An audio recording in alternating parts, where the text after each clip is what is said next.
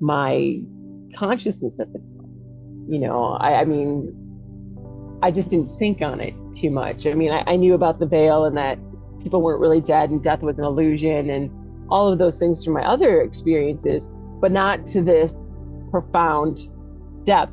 And they also gave me the understanding of why consciousness created all these fractals of itself, why the prime creator created.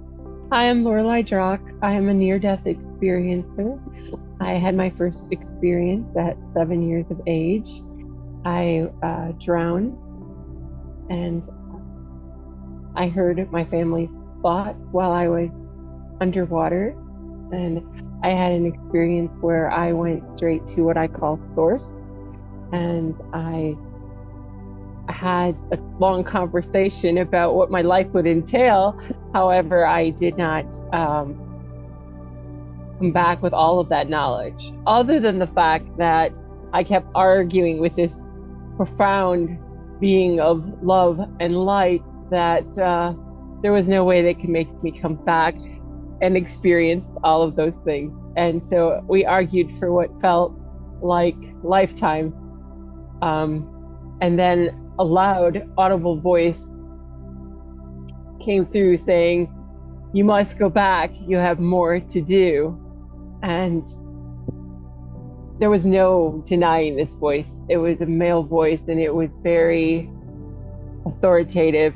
It reminded me of the Truman Show when they finally talked to him and admit that it was all a simulation. And that's kind of what that experience was like. But the minute that they said I must go back and I had more to do, I'm like, okay, you can make me go back to my body, but you can't make me get in it. And so next thing I knew, I was back with my body, and they had pulled it up onto the embankment, and I just stayed with my body. I didn't necessarily become one with it. They say I didn't speak about it till the next day. I didn't talk at all. And when I finally did, I asked my brother, because he, when he heard me fall in, was thinking he could either swim to me faster or run to me faster. He was trying to decide how he could save me. And I said to him, I'm like, you couldn't have done either of those. What were you thinking? And so he turned white and his jaw dropped, and he went and got my mom. And I told my mom, I'm like, I know I died. There's a lot more to it, but we have a brief time. But that was the experience of my 7-year-old near-death experience. And I had many abilities open up after that, psychic, intuitive abilities. And some were disturbing for being 7 years old. And it changed my life profoundly. I often say I'm a timeline transplant because my life was so drastically different from the life I left. And then my second experience was at age 28. I had to have an emergency DNC because I was miscarrying, and they were unaware of my medication and sensitivities. So I was given too much anesthesia and I stopped breathing. And I wasn't aware of it, but I guess I was anemic, so I was bleeding out. It was at the hospital that I worked at, and the doctor even told me, he got very upset with me the next day, that he almost lost me. I know this experience, I went home for healing, because 2 weeks prior to it, I had a visitation from my deceased grandmother, and she told me that this baby was not mine to keep. She showed me at the clinic that I go to and the date on the calendar. And she told me not to be scared, that there would be more babies. And this event occurred on the date she showed me. And I was very much in a healed state. Everybody else was upset and trying to console me. And I'm like, no, this was meant to happen. I honestly went home to have healing so that I could have healthy children. I had a visit, what do you call a vision, in my early 20s about having my first child and it being a boy and what he looked like and what abilities he would have. And he ended up being my rainbow baby. And the doctor actually confirmed that I had to have this experience because for my body to sort out how to make a baby, because the autopsy showed that the systems did not interconnect. So that just validated, what I had learned in spirit. My next near-death experience, I was around 36, 35 or 36. I had lost blood flow to my brain, stumbled backwards, fell against a door jamb, and seizured in front of my husband and my daughter. And they said I stopped breathing and appeared to be dead. I was gone from my body instantly. I went to where I call Heaven City. And there, I was on like this marble bench in this, what I called cloudy mist. And there was a being, it's the first time I saw a body in my experiences, that looked exactly like my mother. But I even said to her, I said, you're not my mother. The energy wasn't the same. I knew my mother's energy. And the being telepathically told me, contritely, because she couldn't believe I recognized it. It's like, I'm sorry, this was for your benefit. We just wanted to keep you calm. And I remember her reaching out and just like rubbing my leg. And that's the first time I ever saw my body in an experience either. And I remember her saying, you have done enough now, you can stay. Like I had put in a positive balance, how they looked at it. Like I had put enough love out that as my human experience that I could stay. And I remember going, my daughter needs me, I need to get back.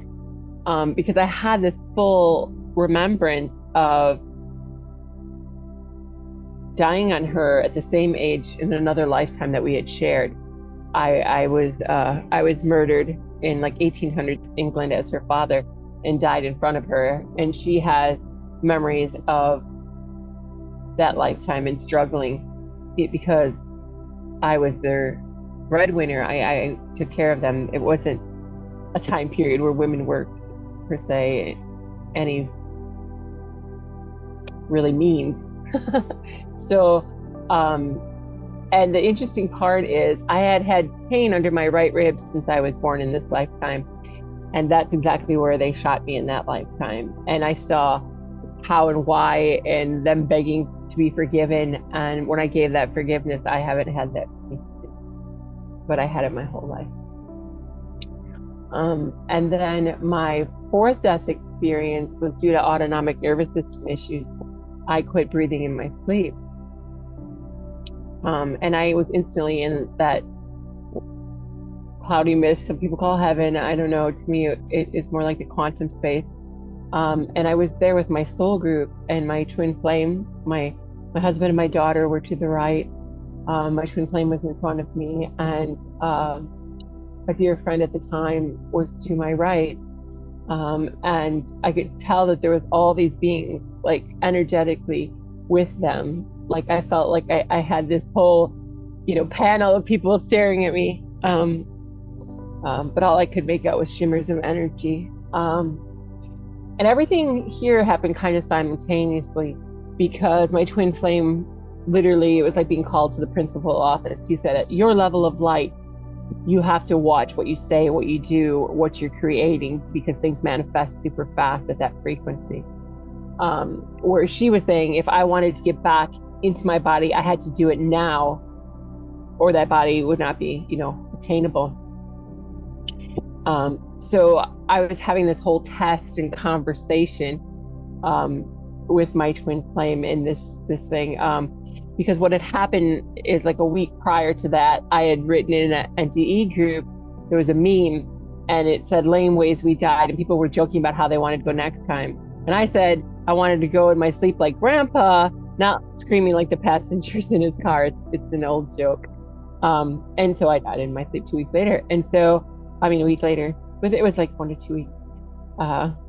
As most NDE people will tell you, keeping track of time is a little hard, right?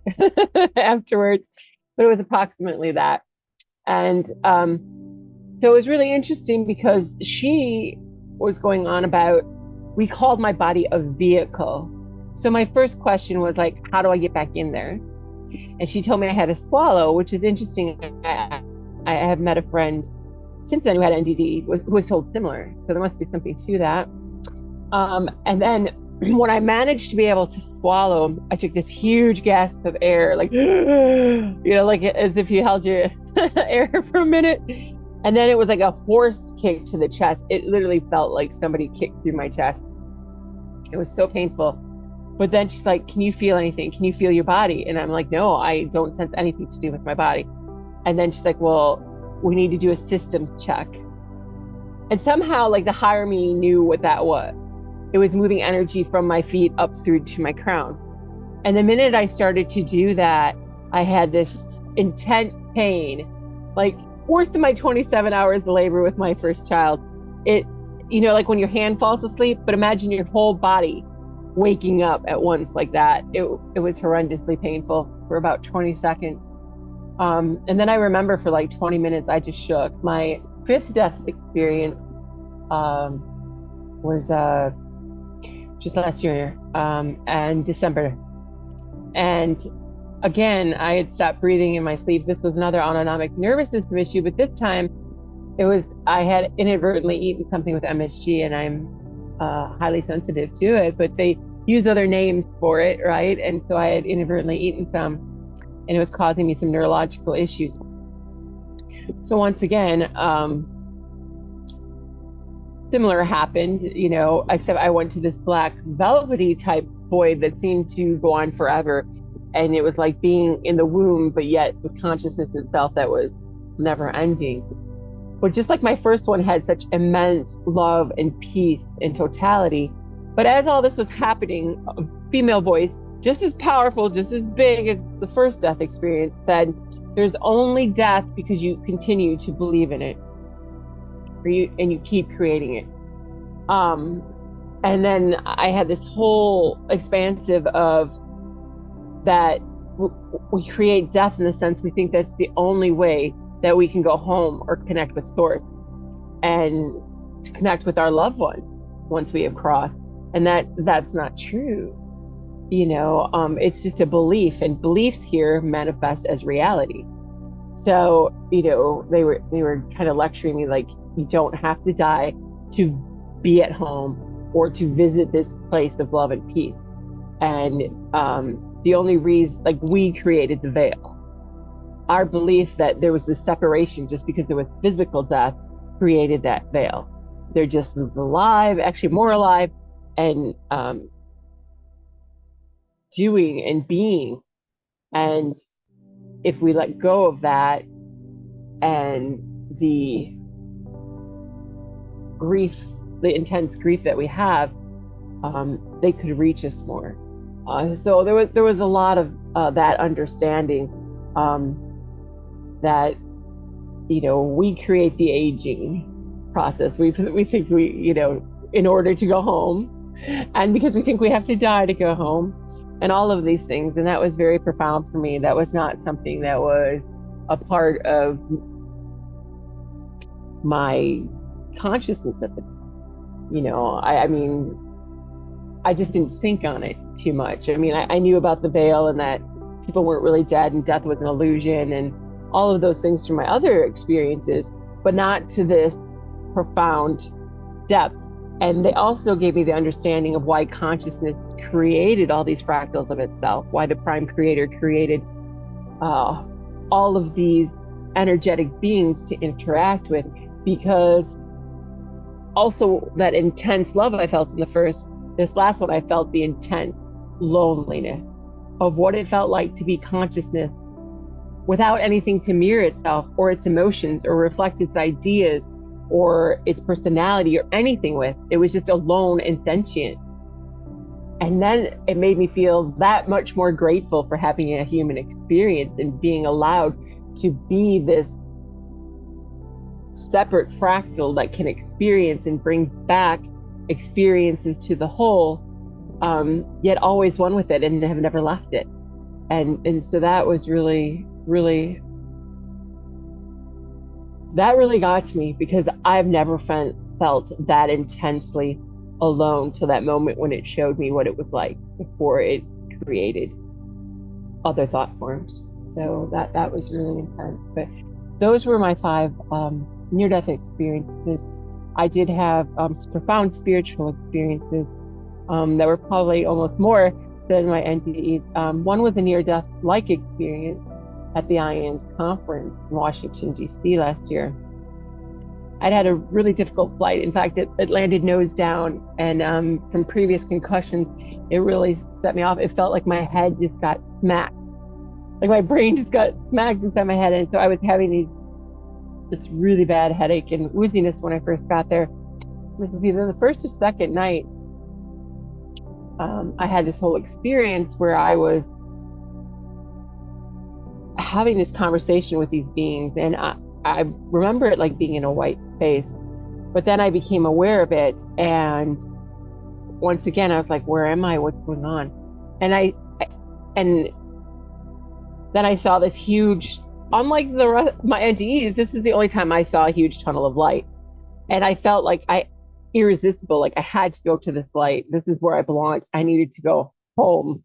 And I got almost to the light, and I felt this intense grip on my arm. And all of a sudden I just got like, literally it felt like being tugged back as hard as you could away from this light. And then all of a sudden I was back in my hotel room, but I wasn't in my hotel room yet. I thought I was. Like, it was all grayscale and there was no sound. And I'm like, oh my God, where am I? Who am I? I didn't have any recollection of anything of who or what was going on. And then consciousness slowly came into me, and I'm like, wait, I'm at this conference, and wait, I should have a roommate. And all of a sudden I was trying to force myself to scream her name. And I guess she heard me making sounds, because all of a sudden as she came running into the room, everything went back to color and I could hear sound again. And she's like, oh my God, what's going on? Are you okay? You know, but what validates that experience for me and the tunnel is I had these deep bruises. They were literally dark purple in the shape of a hand, but back over here on my arm, that I had other participants, look at. And they're like, yeah, something definitely happened to you. Other people said it was NDE-like, because right after that, I started literally seeing the lights around everybody. Like, some had big glowing orbs of light. They were fully Christed, I call it. This other person had trails of blue light, and I had to facilitate various speakers for the conference, and I was literally seeing all of their close loved ones who had just passed around them and supporting them and joking with me. And I'm like, I'm trying to pay attention. That was the first time I'd ever seen fully manifested people, and in that sense, I could tell they were there. I knew who they were, everything about how they looked, and I was freaking out. Like, I was so high, but it explains a lot because of still being in that frequency of the other side. So it was actually my friends that pointed out, hey, this is what happened to you. That's like an NDE, but I don't call it one per se, because I don't believe I died, but I had this tremendous white light tunnel experience. And then I also had an experience in 2019 that was my connection to Christ consciousness. I kept hearing Yeshua talk to me. And growing up Catholic, I was like, what? Because he's like, don't call me Jesus, call me Yeshua, which was totally outside my wheelhouse. I'm like, who's Yeshua, right?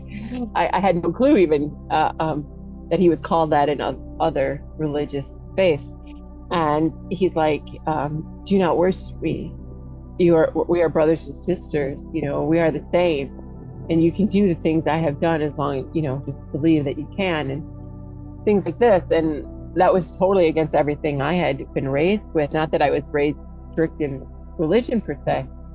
And then I was so shaken up that I just felt I needed to get outside. I needed to get outside and ground. And as soon as I got outside, all these images started floating in front of my eyes, almost like my third eye. But yet they were playing like a movie of how Earth was created and how I've been here since Earth was a thought form, and how it all played out, and how it was what most would call Eden or paradise, and how free will took it too far. And, I was seeing everything as a collective me, not just me, if that makes sense. So I was like, I'm so sorry, I forgot, just like in my fourth death experience, I said, what do you expect? I'm not going to remember the human me that did, right? It was the same kind of thing. And I tried to explain, we forget this when we come into human form. and I remember saying that like I would speak my truth and talk of this experience and share it and everything else, because they wanted me to travel and talk about it. And I did it. So that's another reason for the 2021 near death experience, because I said I would speak my truth and talk about these things, and I hadn't yet. I was too scared to come out of the proverbial closet with all these experiences. But yes, in that experience, I remember feeling connected with everything. I call it the Lucy moment. If you ever seen that movie Lucy, where she takes all those drugs that enhance her connections, and she became one with everything. Because I literally told them, you have to slow down, you have to stop, because I felt like I was totally disconnecting from my body. Like in a few more minutes, I wouldn't exist in this physical space. And so they stopped all the flood of the images, but then I just got all the feeling.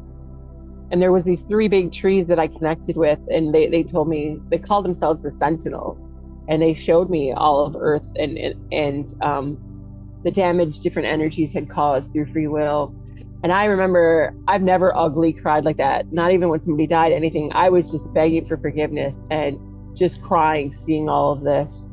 And then this other energy came through me. It's almost like I stepped aside and I was singing this, some might call it light language. It sounded very indigenous.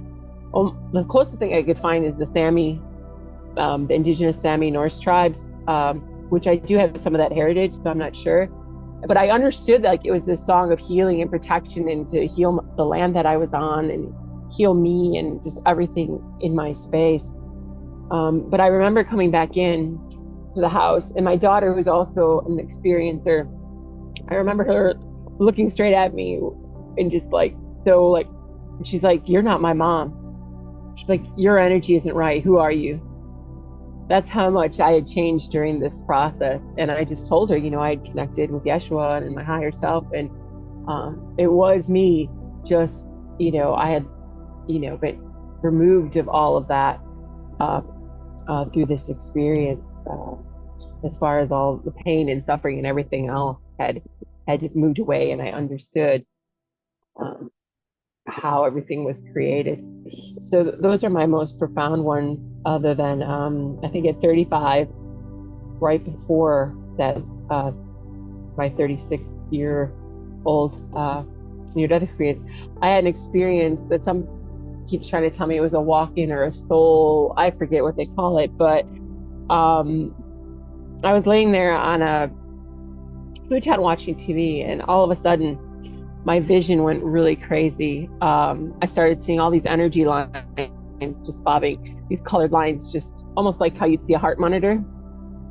And then behind that appeared the honeycomb grid. And I've seen a lot of grids since. I understand grid work now. But at that time, I didn't know what grids were. And I saw this huge grid. And no matter what I did, I couldn't make it disappear. I didn't know what was going on with me. And then all of a sudden, my body got so heavy, like I kept trying to lift my arm, and I couldn't even lift my arm. And it felt like my vision was like tunneling. And I thought I was passing out or just blanking out. So I started screaming. I started to try to scream for my husband. I remember that. And then next thing I recall he was up next to me, and I couldn't really answer him. I was just like that, and I couldn't really answer him. So he didn't know what was going on. He took me to the ER. I could not remember my name, who I was, anything about me for over 2 hours, at least I want to say. So finally, I'm like, I think my name is Lori. I didn't know. And everything drastically changed after that. Because I was kind of like a Susie homemaker and all of these things. And after that, I was like, I only have one life to live. I have this. I completely changed personalities. And they ran all sorts of tests. I had, the EKGs, the MRIs, everything. They couldn't find anything. Their best guess was that I had some sort of complicated migraine. And that's what they dismissed it at, or a possible TIA, but there was no evidence of it. So they sent me home, and then the other tests, like I said, nothing was found. But since my awakening in 2019 of that more profound consciousness, I understood, because I started having all these experiences and knowledge that, like, one of my higher aspects was a grid worker. And I started seeing all sorts of grid, the blue grid, the square grid, and there's a violet grid. That's the new one coming in. And then I even see the grid, like in the Matrix, where the green grid with the dropping numbers and letters. I even saw that. I was getting messages like that, or grids appearing on my wall, or lighted numbers that would appear, and they always had a message.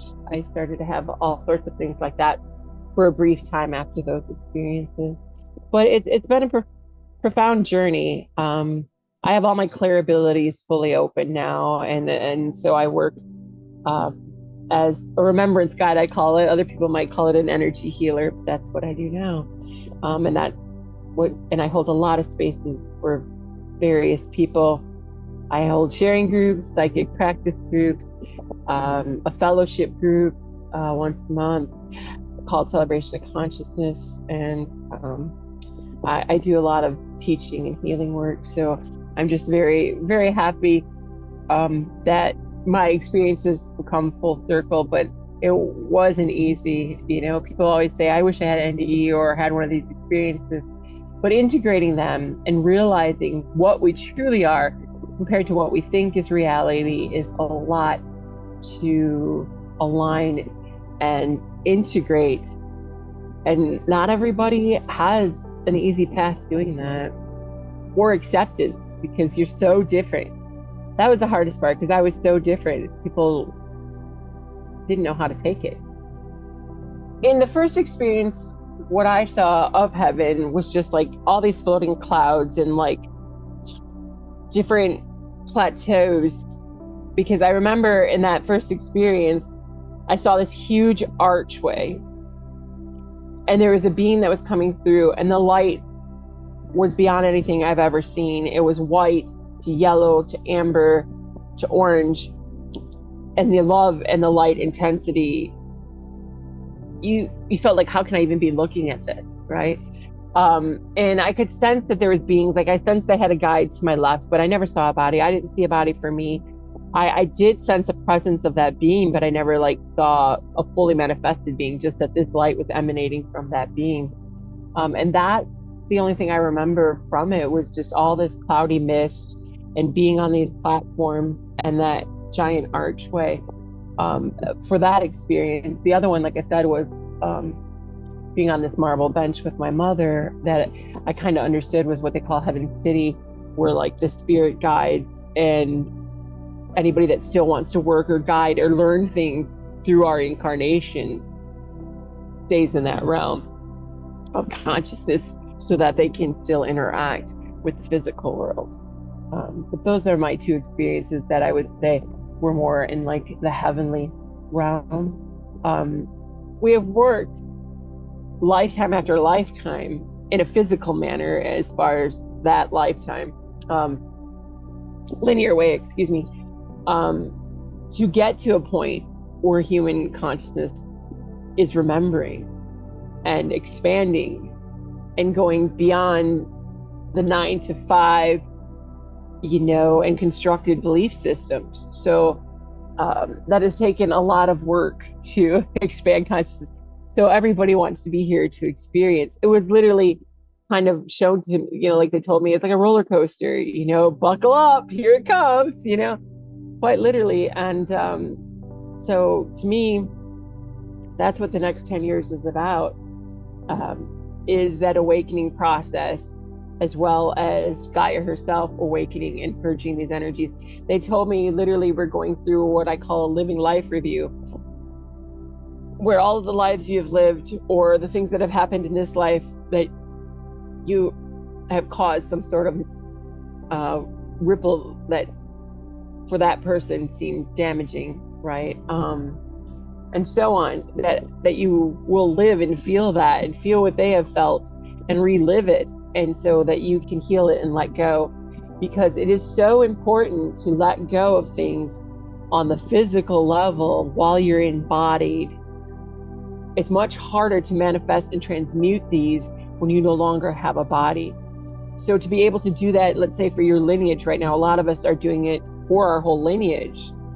our energetic lineage, and we're healing these things and releasing these things and remembering the things that our ancestors went through, that heals the whole timeline, is what they show me. So it's just very important work that we're doing right now. Instead of trying to bury it again, or being afraid of it, or thinking you're losing your mind, you are not. This is a process of healing. It has many layers. I call it the lotus layers, and that's one of the abilities that I was brought back. But some refer it to maybe onions, but it definitely has layers. And each time that you hit another frequency and a higher frequency, some of those things will return to be healed on a higher level of consciousness. So it's not like, oh, I'm back at this again. It's because there's a new level for you to heal and release. And this is actually a gift to be able to release all these things, like I said, while you're in the physical.